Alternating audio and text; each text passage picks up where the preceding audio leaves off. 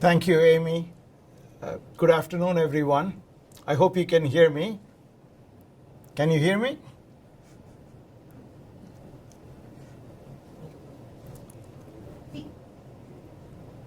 Can you hear us? Yeah. Okay.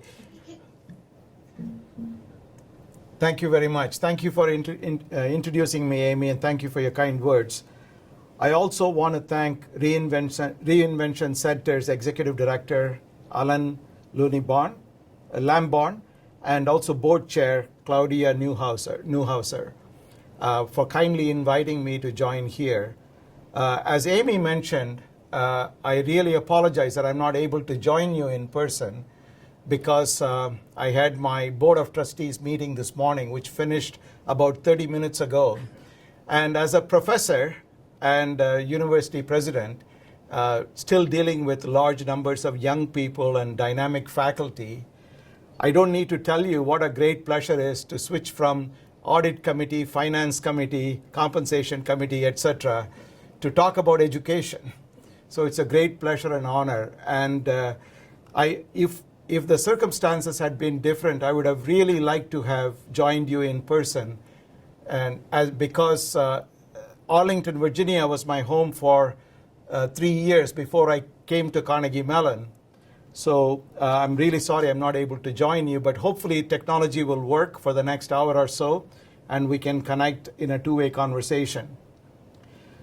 What I would like to do is to talk about just a snapshot of a few key issues that are on our minds as we think about education for the future, especially in a rapidly changing technological environment, at a time when technology gives us the opportunity to connect with hundreds of millions of people around the world.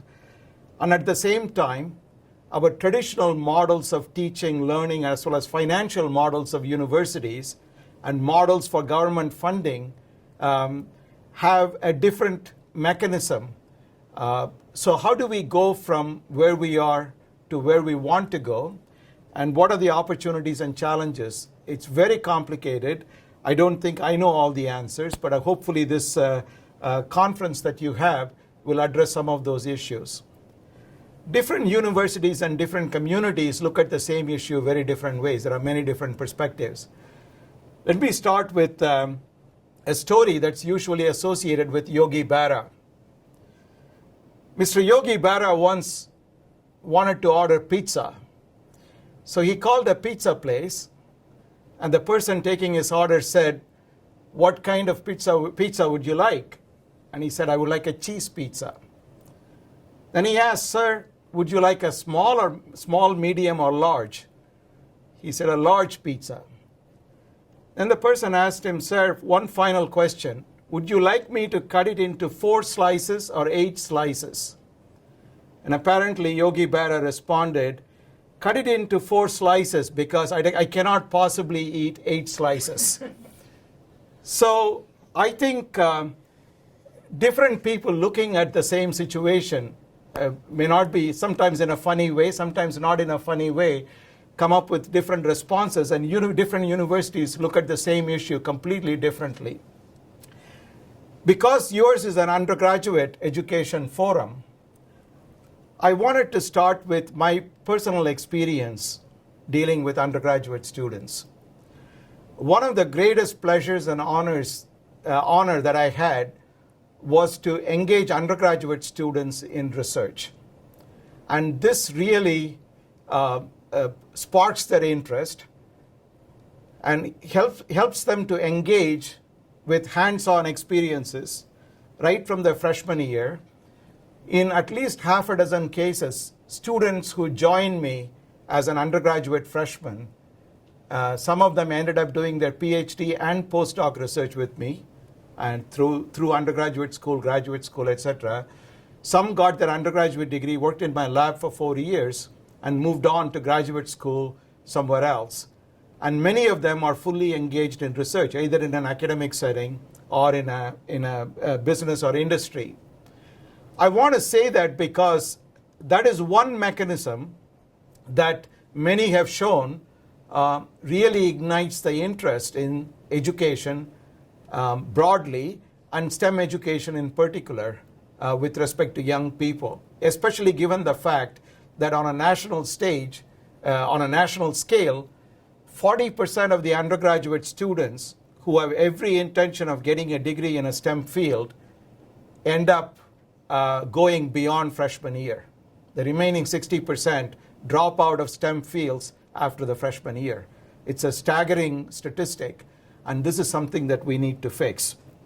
I want to start with a couple of examples of the kinds of undergraduate projects that sparked interest in further STEM education, graduate study, and a lifelong career in research, either in academia or in industry. So here are 2 or 3 very quick examples from my personal experience. All have to do with the intersection of very different fields: microelectronics, biology, infectious diseases, and genetic diseases and genetics, and the intersection of all of this. The first example that I'm going to show is an image that was taken by a graduate student, but most of the design of the instruments that led to this was by undergraduate research assistants from freshman year to senior year. And the top row shows a live human red blood cell in a saline solution, which uses something called optical tweezers or laser tweezers technique, where you use lasers to grab onto a cell using 2 beads that you see, 2 glass beads, to trap them with a laser beam and then stretch the cell so that we can precisely at sub-nanotechnology level measure how cells behave. That's the top row with no force, no laser power on the left, going to the right, increasing the laser power, therefore increasing the force, and therefore you're stretching the cell more and more. The bottom 3 figures show the same human live red blood cell, but now with a malaria parasite in it and doing the same experiment. And what you find is that those cells are not able to stretch. 1 million people a year die from malaria, according to the World Health Organization, and about 450 million people a year contract malaria. That's 6 to 7% of the entire world population every year. And these kinds of seemingly scientific problems that influence how human lives are affected really spark the interest of young people. And if they have a hands-on experience, that's one example of how they get really hooked on to science. And in my case, the data points, 6 out of 6 decided to go into further studies and research as part of their career. The second example, there is a lot of talk in Washington about the BRAIN initiative. NSF, NIH, and a number of institutions are involved in this. Brain diseases cost the US $1 trillion a year. Globally, it's $5 trillion a year. There are so many different issues. Let me take an example of one small issue that was addressed by a group of undergraduate students in collaboration with a graduate student. In this case, the graduate student at that time was David Quinn. The example here is, how do you see blood flowing through vessels in the human brain to deliver oxygen to the brain tissue to take carbon dioxide out? You cannot do it in vivo, definitely not with humans, or we cannot even do it with animals, but we can do it in the lab. So by bringing undergraduate students from electrical engineering, neuroscience, medicine, medical doctors and students, medical students, and bringing engineers from different fields, we can create lab devices that in vitro can mimic how the blood cells flow. So I'm going to show you a video clip. Hopefully you can see that on the other side. And this shows how live human red blood cells flow through a small vessel, a synthetic vessel that mimics human blood vessel in the brain. And this is another example. This one video is full of data that scientists from different fields can take up and try to connect it to different types of brain diseases. And the last example I want to take is with respect to students from areas of policy, to electrical engineering, to biology, to physics, and different branches of sciences. this is how, especially in developing countries in Africa, South America, and in Asia, how can we have portable devices that can give diagnostic assays that are portable, disposable, and inexpensive that we can use to diagnose malaria or have drug efficacy assays for sickle cell disease, etc. So this last video that I'm going to show shows an example of blood from sickle cell patients in Boston that is put inside a portable device about the size of a nickel, and you can add drugs to that device before you give the drug to the patient. So sickle cell patients receive a drug called hydroxyurea. And how much drug dosage you give can depend on how the drug interacts with that patient's blood, not in the human body, but outside the body. So this device can have potential implications in optimizing drug efficacy. So in this video is a demonstration. This is again built primarily by undergraduate students, which is patented. And using this, you can try to decide what portion of drugs to give to which patient and tailor make it to that patient. And if we can tailor make it to hundreds of thousands of individual patients, hundreds of millions of individual patients for different diseases, then we can have a huge advantage. The reason I want to show this analogy is because this is exactly what we have the possibility to do in education today. Not just in research, but in learning. And that's one of the things I would like to talk about as we move forward with this example. So we are in an era of data-driven experimentation. So every click that every learner makes can potentially be anonymously captured so that we can extract out of it massive amounts of evidence that can guide us in designing best practices that would improve teaching, but equally teaching outcomes over a long period of time. In fact, Carnegie Mellon University over the last 15 to 20 years has established one of the largest data sets on the science of learning on the planet through research, a lot of this funded by the National Science Foundation over the last 12 years or so. And that's an example of a set of information that, when looked at by people from very different fields, gives us an opportunity to think about and design the future of education. Of course, the Boyer report that came out 20 years ago should inspire us to redesign and enrich the residential research university experience through evidence-based course delivery, even if it's not for distance education, but for our own students on campus. How do we enrich their experience while they are on campus? And especially, how do we improve learning outcomes?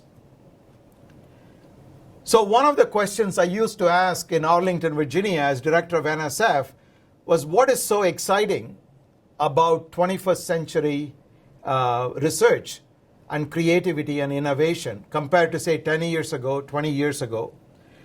There are many, many reasons we can give as to why being an engineer, scientist, artist, or a scholar is much more exciting today than 10 years ago.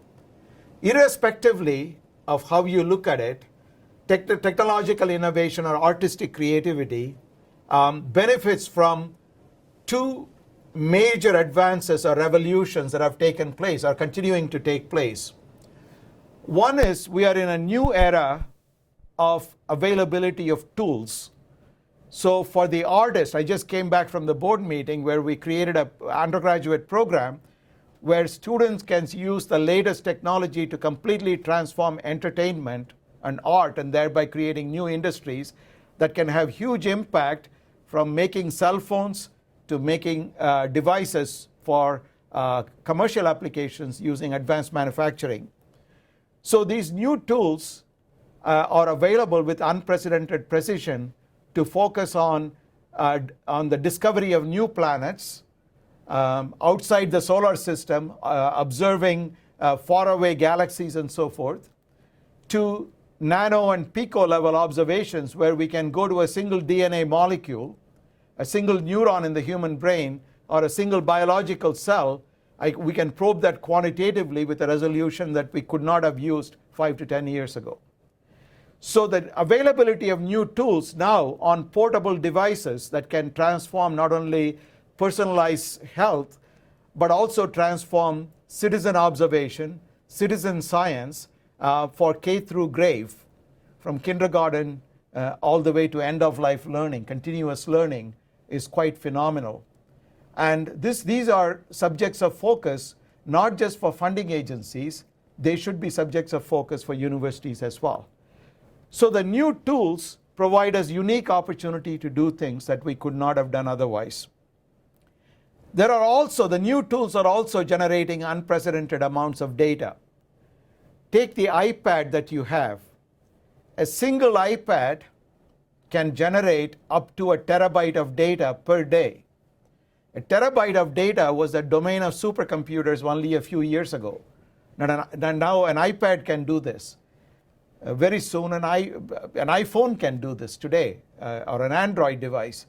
So given that China alone this year will have 550 million smart devices, the amount of data that we generate is going to be so large, and that data generated by one community or by society, when viewed by scientists from many different fields, including social, behavioral, and economic scientists, can provide information that's unprecedented.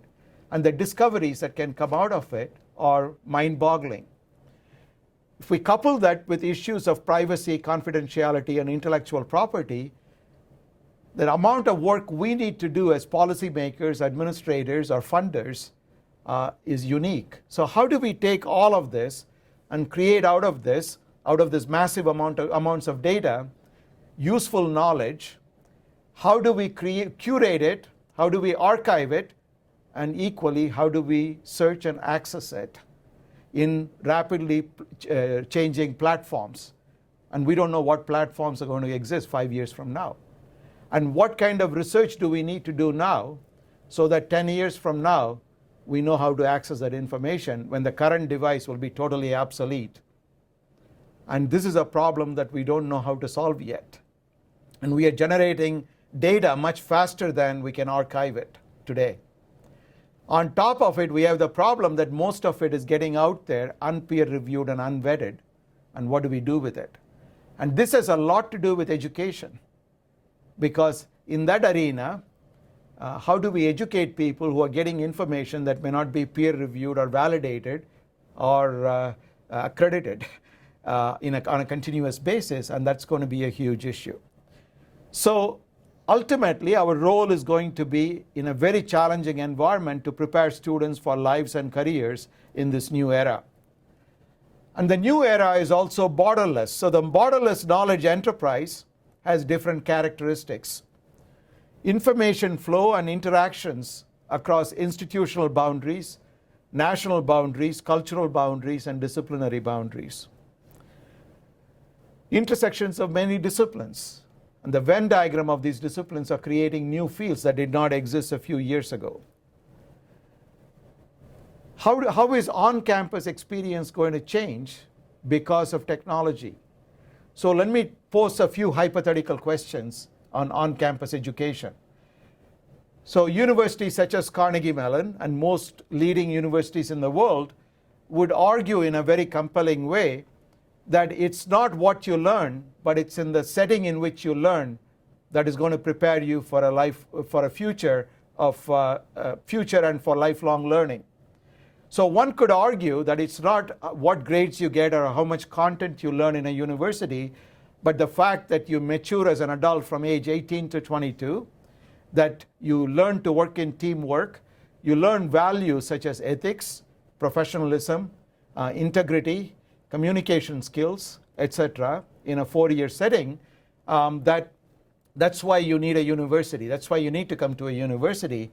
And many would argue, and myself included, that just delivering content over the internet cannot replace that rich experience of rubbing shoulders with giants and standing on the shoulders of giants, literally, before you do that figuratively. So given that, and simultaneously given the pace of technology, we have to naturally ask the question, that, okay, there are a lot of soft skills we learn in college, but because of technology, can we now learn the soft skills in 3 years instead of 4 years? If we can learn it in 3 years, how about 2.5 years? So 10 years from now, if we can do everything we do on campus and get the physical on-campus experience in 75% of the time it takes now to get the degree, then naturally we need to ask the question, if only, what do we do with the 4th year? Do we give them a degree in 3 years? Do we give them an international experience that they may not otherwise have? Do we ask them to go do social service in a different part of the world, give them industry experience, internship, or can they just stay home and take courses online and use the time for something else, or do projects on campus? If that is the case, if we can do that in 3 years, what do we do with all the dorm space and office space on campus? Do we recruit 1/4 or 1/3 more faculty? Do we recruit 1/3 or 1/4 more students? Or we keep the same number of students and use the space for something else? If we do that in 3 years, what is the financial model? What are we going to charge them for the 4th year? Can the university survive in that model? So these are questions we have no answer to. But technology may be pushing us in that direction. And that's a question we have to ask today, even though we don't know the answer to that. And different universities have very different answers to that. And from the way in which different universities have engaged with technology, we know already that they have very different answers to these questions and very different approaches to these questions. These multitude of approaches is very healthy because finally in the marketplace it will all shake out. But will it all shake out before we are ready to come up with an answer that serves in the best interest of the students? And will many of the universities will be able to cope with those changes fast enough? And that's a question that we don't know the answer to yet. And the role of big data and real-time access to information is another topic that impacts, what I said in the previous slide, impacts all of this. One of the areas that has become very prominent, and the National Science Foundation in the past more than a decade has supported a number of centers for learning science or science of learning. And one of them has been at Carnegie Mellon for 9 years. The learning science not only combines the science we teach to the subjects we teach to the students, whether it's languages, engineering, liberal arts, etc., humanities, etc., combines it with rigorous evidence-based data science using large numbers of students taking different subjects, and combining with the science of cognition, not only coming from fields like psychology, but also combined with new quantitative fields such as neuroscience, imaging, etc. So the subject is now the learner for this field, not the subject we are teaching, and the instructor and the technology. As technology changes rapidly, what can the science of learning tell us with respect to optimal outcomes? So let me pose 2 hypothetical cases. We have the technology today to address both of these hypothetical cases, but we are not addressing either one of them in the most optimal way as a society. The first hypothetical case is an individual learner. Let's take 2 extreme cases of an individual learner, say a middle school child or an undergraduate student. Let's take one extreme example, hypothetical example, of a highly gifted learner, whether it's a 12-year-old or 13-year-old child or an undergraduate student, who highly gifted, who's way ahead of the class, comes from a very privileged background where there is no shortage of opportunity to learn more and more, to receive the content. Do we have the mechanism through technology to provide the content to that particular individual or learner to adapt to dynamically and continuously to the learning capacity of that individual, so that the outcome for that gifted individual can be optimized almost in real time? Science of learning has many good examples of this, but are we practicing them? No. If you're not practicing them, how do we get to the point where large numbers of people will practice them? That's one of the things that I would like to address as we move to a later point. Let's look at the other extreme hypothetical example of an individual learner, and that is a child who unfortunately has a disability that will prevent the child from learning fast, but also it so happens, unfortunately, that the child comes from an underprivileged background. But the human potential of this child is enormous. So how do we use technology so that this child can optimize his or her learning potential using technology, and continuously how do we improve the learning outcome for the child through software, through hardware, through fields, by combining fields such as cognitive sciences, artificial intelligence, machine learning, and software engineering. How do we bring it to a point? There are many existing examples of very successful outcomes of this. There are several companies that produce products, some of which have come out of Carnegie Mellon University, and these are examples that we can do. So you can see that within the example of an individual, in the entire spectrum of possibilities of individuals, there is a continuum of possibilities where we can optimize outcomes in very different ways to suit the needs of an individual.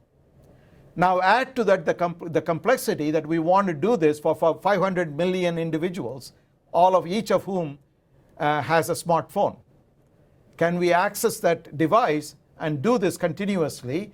But each of the 500 million individuals has different capacity and different opportunity to learn. Can we do that simultaneously?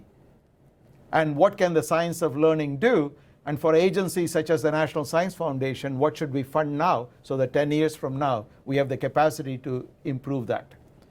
And even more importantly, I know Hunter Rawlings was here earlier today, organizations such as Association of American Universities, how do we bring together the top 62 research universities of the country so that they set an example for the world for optimizing learning outcomes? Many of you in the room are dealing with this issue. So how do we do this? I think that's going to be a very important question. And this is something that we struggle with while we are continuously trying to impact the learning outcomes of our on-campus students. Listening to research findings. So one of my good friends in Washington, and continues to be a good friend today, Carl Wyman, who went from Nobel Prize-winning physics research to research into education, recently pointed out that we know how to teach students more effectively than we are doing. It is time for faculty to start acting on what data are telling us about good teaching. The AAU has put in place mechanisms and pilot projects involving a number of universities that can look at ways in which we can teach undergraduate students. Data and evidence both must play a great role in shaping instruction, both in-person education and online education, to improve learning gains for every student.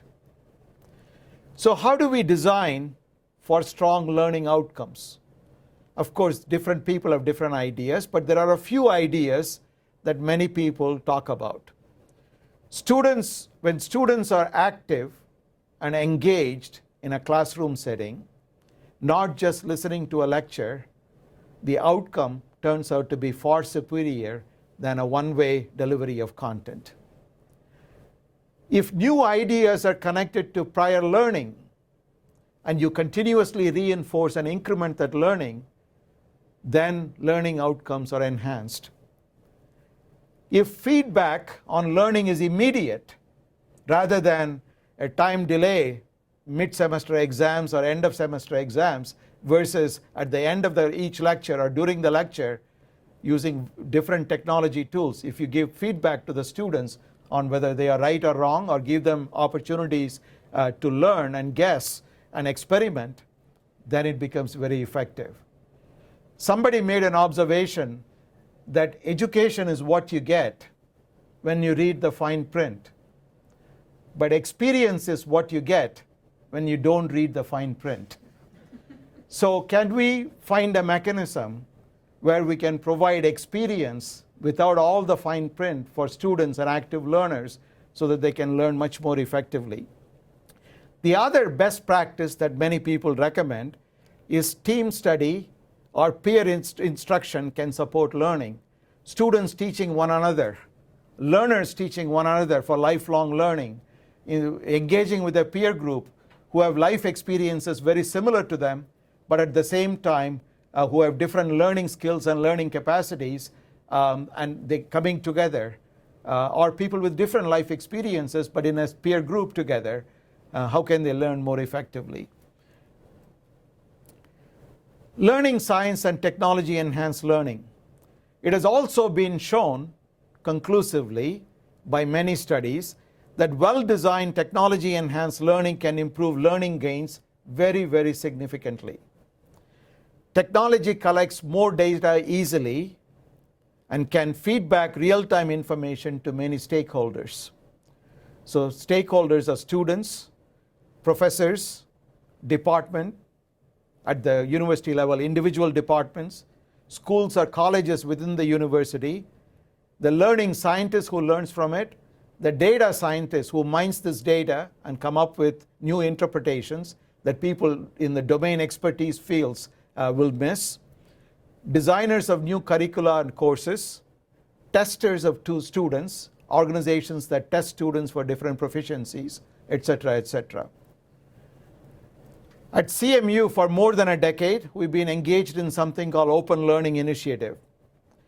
The Open Learning Initiative statistics show that more learning gains can be achieved in half the time if appropriate evidence-based technology-enhanced learning is implemented.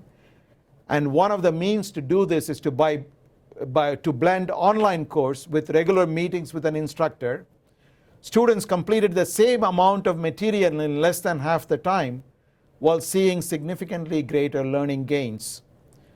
A few years ago, about 4 years ago, one of my colleagues at Carnegie Mellon, Marsha Levitt, was co-author of a monograph that talked about ways in which optimum outcomes can be achieved. And this is something that that's part of our aspiration to further enhance significantly both for our on-campus students and for our online students, as well as alumni. Carnegie Mellon University has 100,000 living alumni in more than 100 countries. How do we continuously keep in touch with our alumni so that they can keep remotely connections to the university for lifelong learning? Alumni from 4 different generations. I've met alumni who are 96, 97 years old, and I met alumni who graduated last summer. And how do we connect with all of them so that they are passionate about this? Ultimately, they are the biggest donors to the university, so there is a huge financial implication for all universities in this. Let me go to one case study of a very successful outcome that's impacting the world today, a technology that came out of our university just a few years ago. There is an app on your iPhone or your Android device called Duolingo. It came out of a project work on campus here by a professor of computer science, Luis Van On, and his graduate student. A few years ago, they started a company called Duolingo. So it's a free app. You can download it for free. There are no advertisements or commercials on the app. So this is not part of Carnegie Mellon. This came out of Carnegie Mellon. Professor Van On is on leave from Carnegie Mellon, running this company just outside of Carnegie Mellon in Pittsburgh. This company has about 25 employees. And what Duolingo does is to teach languages. So at first sight, you would have thought it's in the context of learning, but it's not in the context of teaching, because this is not university curriculum. I mean, we teach languages, but this is a spin-out company that does teaching, that enables people for free to learn languages. So the first question is, who uses it? There are 45 million registered users of Duolingo, from about 160 countries, 2/3 of whom use it on mobile devices while they are moving, not on their laptop computer, not on their desktop computers.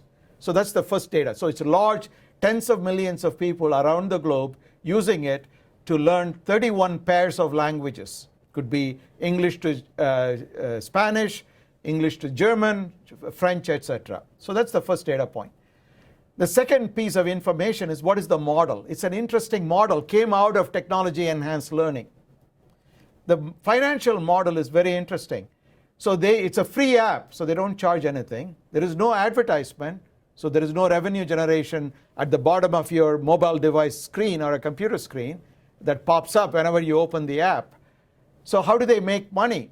I asked this question to Luis von Ahn, and his response was, one of their customers is CNN. And CNN has to translate their web page to multiple languages on a continuous basis as new news items evolve. So what they do is to crowdsource. They are one of Duolingo's customers. So every time you try to learn a language, for example, if you're trying to learn French, beginner's French, it gives you a sentence in English and asks you to translate in French or vice versa.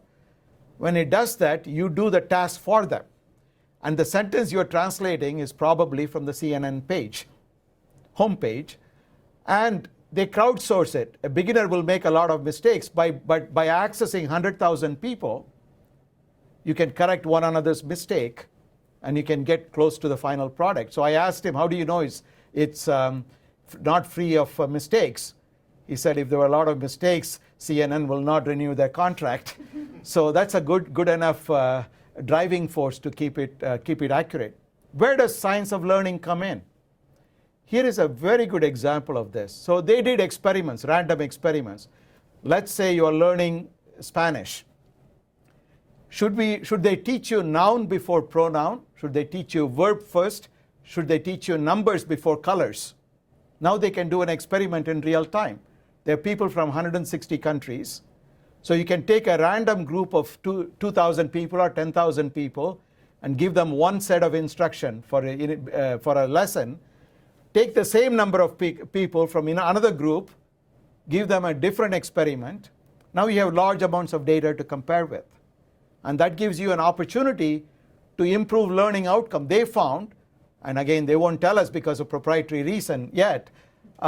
So by teaching it one way, the learning outcome is enhanced by 15%. Now they've tried it over millions of people. So this is another way in which technology enhances learning outcomes, unbeknownst to the learner, anonymously, and improves learning outcomes for everybody. And this is happening today in mobile devices. Another example, so when Duolingo started, it was supposed to be a language learning platform. Recently, it has very much become an education testing platform. Here is the reason. So as all of you know, when somebody applies to any university, they have to take a test called TOEFL, Test of English as Foreign Language. I had to take that when I applied to graduate school in the US. And TOEFL exam today in some countries costs $250. In a developing country, that's a lot of money for a poor student. Plus, many countries don't offer the test, so you have to go to some other country to take the test. So the question is, it's not just TOEFL. There are many other tests like this. But TOEFL is a language test, English language test. So the question is this, can you take TOEFL on a mobile device? If you can take TOEFL on a mobile device in your mobile phone, then that raises a whole number of other questions. How do we know that the student is not cheating? How do we know the person who claims to take the test is the real person? So one of the things one can do today is you can videotape the experiment using the camera on the mobile phone. In the traditional TOEFL test, they will give a dictation by a native English speaker, and the foreign student, the non-English speaking student, would listen to it and then will be asked a series of questions for English comprehension. But a lot of students do very well in test taking, even though their English proficiency is not very good in the traditional test. Now, with mobile devices, you can improve the test. For example, you can ask the student to speak to the mobile device, so you can test their accent. So if I had that test when I took it as a student, they would have figured out that I speak with a strong Iowa accent. And they couldn't do this. Now we can do this with a mobile device. So these are examples of ways in which a technology can revolutionize potentially. Then it begs the question, if you can do the test for languages or combinations of languages, can you do the test for algebra? Can you do the test for physics? If you can do it on a dynamic mobile device from anywhere in the world, can you do testing in a very different way than we are doing today? What kind of questions would we ask? How would we test the students? Would the outcome be the same? The people who score a perfect score today, would they score a perfect score if we ask them to do things that we are not asking them to do today? And if so, how do we design the test? How do we get a group together to design the test and agree on the test so that it becomes a standard for all universities to practice? So these are questions nobody knows the answer to today. But the question is, who decides? Where does it begin? And who has the authority to decide this? Again, that's subject to a lot of debate. So we started in partial response to those kinds of questions. As Amy mentioned in her introduction, last year, exactly this week last year, we announced on campus something called the Simon Initiative. The Simon Initiative has three major objectives to it. One is within our campus and to our campus community scattered around the world, alumni and so forth. It's a learning community at CMU to promote instruction, especially technology-enhanced learning, that can achieve strong learning outcomes. We created a mechanism to seed grants to faculty so that they can experiment with bold new ideas without having to wait for 8 or 9 months to get funding from the National Science Foundation. Absolutely, they need that funding to do major experimentation, but to seed the idea, we could provide some quick money very quickly, locally on campus. And then we will emphasize collection, curation, and sharing of learning data so that we can inform new course design based on the Simon Initiative. This is the on-campus objective, leveraging successful enterprises on campus such as Eberly Center, Open Learning Initiative, etc., etc. The second component of the Simon Initiative is to create large databases for our learning scientists to design optimal ways in which learning outcomes can be achieved. An equally important third component of the Simon Initiative is external facing. So I asked the question, if technology is going to impact learning outcomes, who decides how to influence the learning outcome, and what authority do different people have to influence learning outcomes? So I asked this question of myself 3 years ago. Does the director of NSF has the authority to come up with a particular way in which to influence a standard? The answer to that is no. In fact, NSF is in the business of giving money, and if the director of NSF doesn't have the authority to do this, what authority does a university professor have, university president has, who's in the business of asking for money?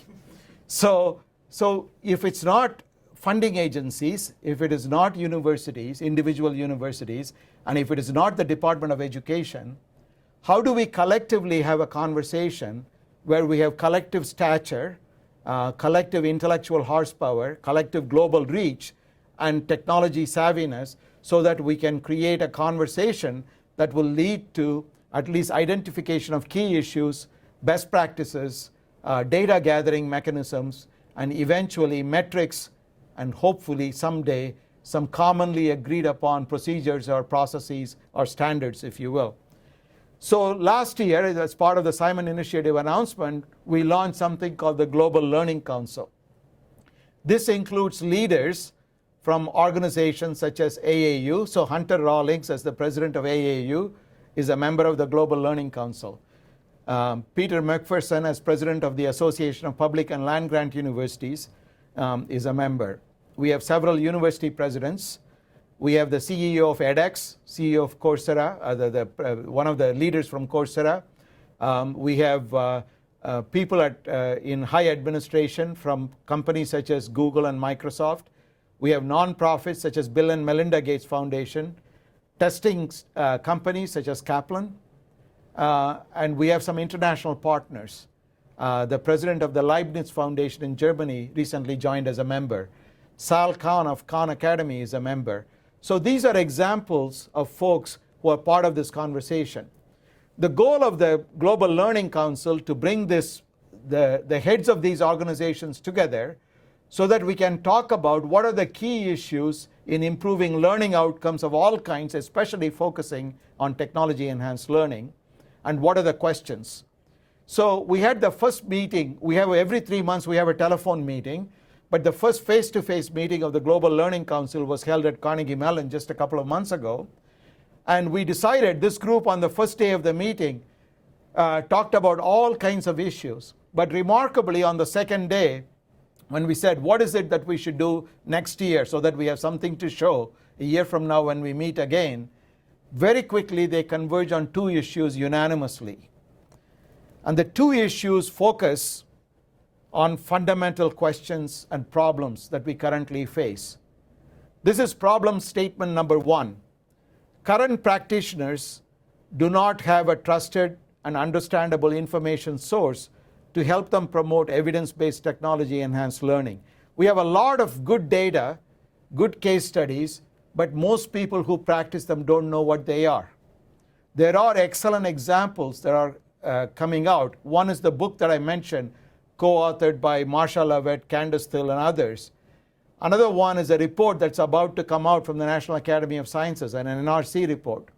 But globally, online, an updated, dynamic piece of information is something that's still lacking. So the Global Learning Council, under the leadership of Marsha Levitt, will put together a response to this problem statement so that by April of this 2015, we'll have a draft of this that will go to all the AAU universities and then to all the APLU universities. And then we hope that this will become a public document by late summer 2015. The second problem statement that this distinguished group came up with is related to data. First of all, why do we need to gather data? What are the advantages of doing it? And what are the pitfalls of gathering large amounts of data? Issues of anonymity, privacy, confidentiality, individual rights, etc. Intellectual property, who owns it? Who owns the data? For what purpose can it be used? And what are the best practices in sharing data? Should we share it? Who all should be engaged? Who makes the decision? And how do we collectively come up with a set of best practices here?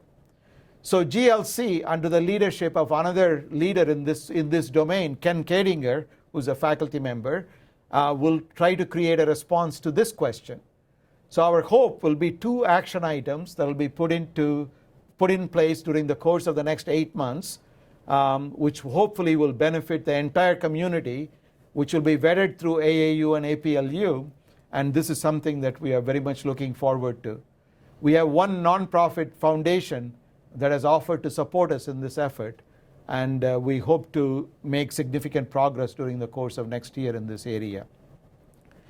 So let me close with this in the interest of time. What learning experiences can your campus uniquely offer? I ask this question myself every day about CMU. Each campus is very different, and different campuses have different unique strengths. How can we take these strengths in each of your campuses? How do we have a conversation collectively so that cumulatively this leads to something that's much bigger than the sum of the parts? And how do we bring it to the national conversation and global conversation?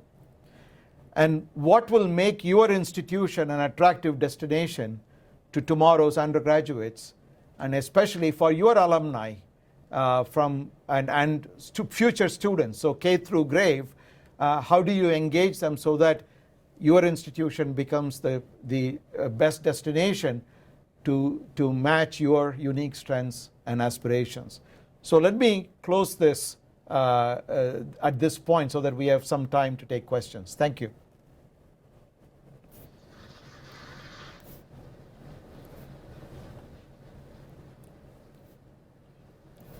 Thank you, Subra. Now go to the audience for questions.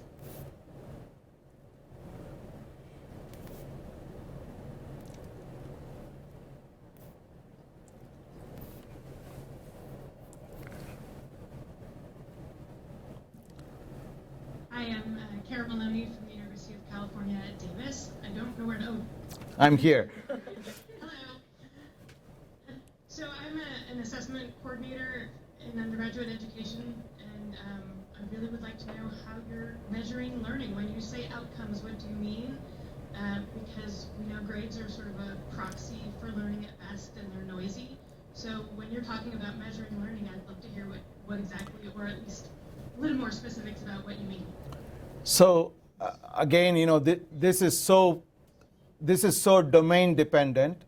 By learning outcomes, this is part of the conversation that we have. What metrics? When I said metrics, one of the challenges in quantifying learning outcomes is what exactly do the students learn and how do we test them? That's exactly the point that I made in the context of Duolingo. If we're going to have new kinds of tests that we give to students from anywhere to take, if we replace the current testing methods with a dynamic test that tests them for their feedback that you can check quickly and you can calibrate it with instantly, you can calibrate it with hundreds of thousands of learners, your metric for outcome is likely to be very different than the current metric. That was exactly my point. So we have current metrics on the basis of which we assess learning outcomes, but are those metrics the right metrics? And the metrics in one field may not be the metrics in another field, and metrics in one university may not be the metrics in another university. And for example, when I was Dean of Engineering at MIT, in some of the departments within the School of Engineering, our metric for promotion was not number of publications. In fact, we suppressed the long publication list, but we gave productivity indicators with respect to publication, but we focused on only 5 publications selected by the candidate. We suppressed all information about funding because we thought the tenure decision should not be based on funding outcomes for that particular unit. So there are different ways to define it, and today different people define it, different fields define it very differently. I'll give you another example of different ways of learning. In some departments within our own university, learning is not based on what you score, but the level of creativity that you exhibit in a particular subject. Whereas in other areas, it's quantitative measures and scores and numbers. Within one university is all over the map. So there is no unique way to define learning outcome. And that's part of the challenge for the Global Learning Council, as we discussed. How do we define the learning outcome, and how do we know is the right metric to assess the outcome?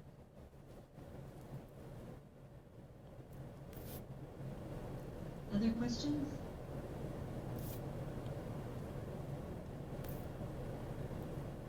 Is everyone in the food coma after lunch?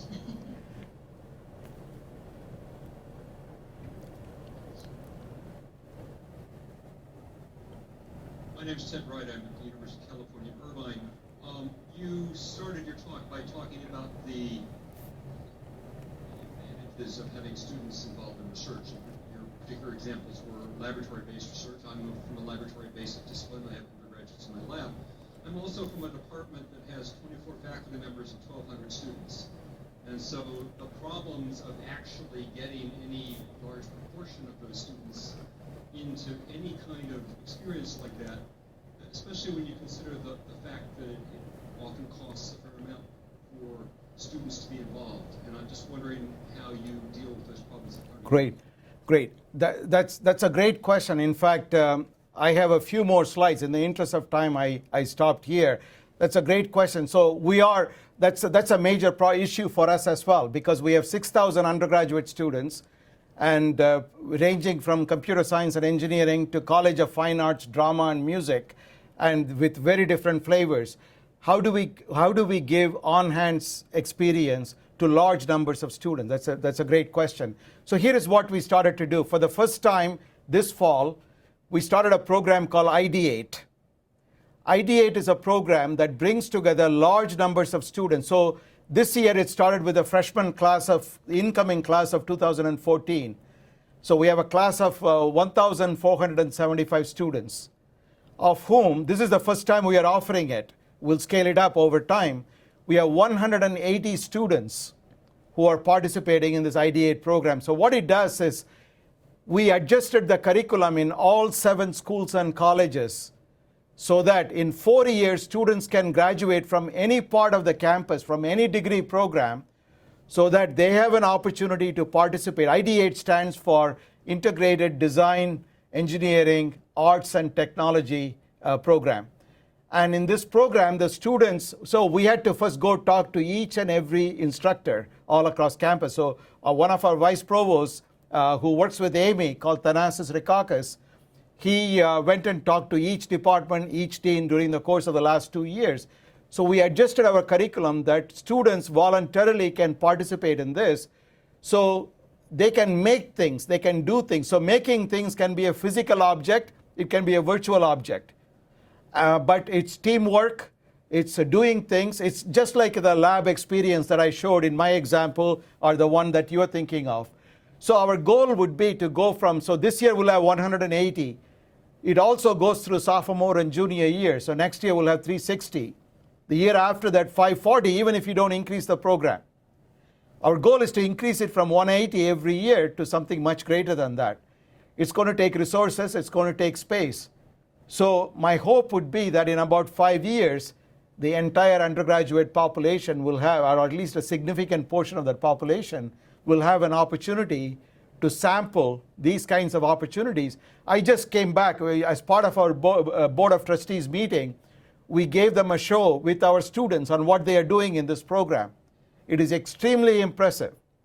And these students otherwise will not have an opportunity to do. So for example, a student from engineering is working with musicians from our music school to create something that he or she will never have done without this program, and vice versa. Students from music department working with computer scientists, students from language department working with somebody else. So I think it's this kind of interdisciplinary work, but this is going to take a very different thinking, and it's going to take a collaboration on the part of the entire university, individual faculty members, department heads, deans, provosts, etc. And in this particular case, we have reached this point. Somebody made a comment that on the CMU campus, in fact, one of the former CMU professors, who's now a trustee for CMU, he made an observation during this demonstration that this would not have happened on the CMU campus 10 years ago. Not because we didn't want to do it, but because the political support was not there. And today, thanks to work by Thanasis, we have this opportunity to do this. Our challenge is how to scale it up. So my goal is that over the course of the next 5 to 10 years, this won't be just in one building or one part of the campus. It'll be distributed all across campus. It'll be in the dormitories. And our alumni will have access to it remotely from wherever they are, anywhere in the world. If we can do this, I think we'll have a fantastic opportunity to transform undergraduate experience and undergraduate education for all students here, all 6,000 of our undergraduate students. Other questions?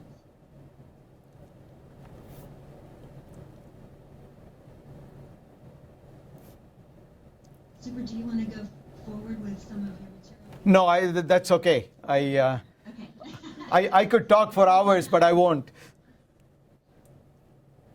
Clearly this morning we heard about the integration of research and education when Hunter and Peter McPherson and Carol Gary Schneider and Kevin, I'm sorry, I forget his name, but from the Student Affairs Association. And they were talking about the partnership and integration as a holistic experience for students. What are your thoughts in terms of how the research university can start to change the culture that will allow for that holistic experience rather than a siloed? Ideate is one approach that we're taking, but again, that is relatively narrow in terms of overall experience. And I know you have some thoughts on the more holistic approach to undergraduate education. So there are, as you said, there is no one single approach to this. The working in the lab of a professor with graduate students and seeing the excitement of graduate research, and also the challenges that go with being a graduate student for 4 or 5 years doing a PhD, in my personal experience working with undergraduate freshman students in my lab, once they get hooked onto a project, you cannot stop them. I couldn't stop them. In fact, the undergraduate students took more of my time than the graduate students when they were working in my lab. And I think that once you spark their interest, that need not happen uniformly. And that doesn't have to be just a lab-based project. It can be a more uniform project. The other one is opportunities such as Ideate program. There are also many other opportunities that different universities use for undergraduate students. Getting them to a project in small teams in different parts of the world. It could be an internship in a company. It could be a travel abroad program. It could be doing social service work in in developing countries. It could be working with industry mentors in different parts. It could be working in government service in Washington as an undergraduate student. I think these kinds of experiences play a big role. I think where we are today with technology is, are we using the time of the students very effectively? Are we using the time of the professors in the classrooms very effectively? If we had opportunities to flip the classroom, will that lead to a very different outcome? How do we change it in a rigid academic structure with a relatively high inertia and a slow pace of change? That's going to be one of the challenges. There are other ideas that we have related to this. One of the things that really excites students are role models. And again, I can only speak for Carnegie Mellon here. We have 100,000 living alumni in more than 100 countries. Some are very famous professors and teachers in different other universities who graduated from here. Some are Nobel laureates. Some are Oscar Award winners and Tony Award winners. Some are Turing Prize winners. Now, with technology, one of the things we can do, and this is one of our infrastructure projects for which we were discussing with the architects today, the design. One of the infrastructure projects we have is, can we take large numbers of undergraduate students periodically, maybe once a week, once a month, once every few months. We have a CEO, a famous scientist, a famous scholar, a famous author, a poet, or an actor or actress. Talk to them remotely from their living room. Talk to them about what is it about their undergraduate experience that transformed their lives and careers. What did they do while they were an undergraduate student? I'll give you one example. Stephen Schwartz was an undergraduate student at Carnegie Mellon in 1967. He wanted to write a play called Pippin. He wanted to write the music for Pippin. And there was no formal forum to do that. So there was a student group that created something called Scotch and Soda. So he created this and performed for Scotch and Soda, and Pippin became very wildly famous. So currently, if you go to Broadway, a slightly different version of Pippin than what Steve wrote many years ago is playing. And we had Stephen Schwartz come to campus, talk to our current music and drama students about what prompted him to do this. That one conversation had such a high impact on the students who listened to him. With technology, he doesn't have to travel all the way to our campus. He can talk from his home. We can connect him. If we can connect people like that periodically, people who started companies. So one of the companies I mentioned, Duolingo, that's locally here. One of the other companies that was just bought by Google for a few $1 billion is Nest, that came out of here.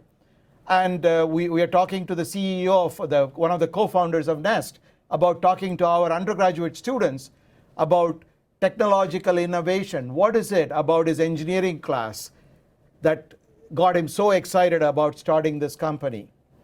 What is it about entrepreneurship that he learned while he was here that made him so successful? And he's very young. So some of the students want to ask him, now that he's so young and is so wealthy, what is he going to do for the rest of his life? And I'm not going to answer that. He's going to answer that question. So these are the kinds of questions.